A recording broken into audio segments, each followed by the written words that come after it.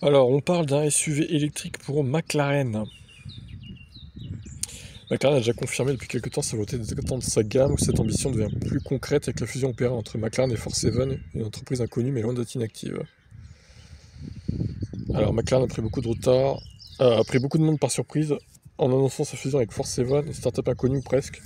Elle est dirigée depuis quelques mois par Nick Collins, ancien ingénieur en chef de chez Ford, puis JLR. On lui doit par exemple les derniers Defender et Range Rover. Tout s'est réalisé très discrètement, sans tambour ni trompette, puisqu'il n'y avait pas de besoin de convaincre les investisseurs. 47, en effet, était directement créé par CYVN, fonds d'investissement d'Abu Dhabi, qui est aussi actionnaire majoritaire de McLaren.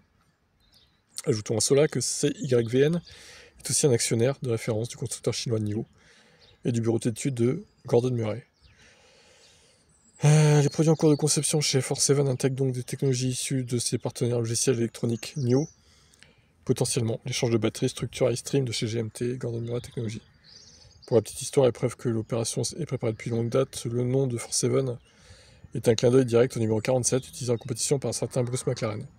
Néanmoins, l'appellation désigne uniquement une holding qui intègre désormais McLaren.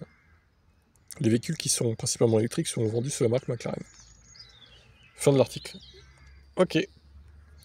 Ben, on a hâte de voir ce que va pondre McLaren comme véhicule électrique. Peut-être l'année prochaine, hein, du coup, parce que Ferrari va...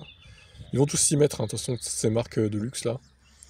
Donc, bon, à voir ce que ça va donner.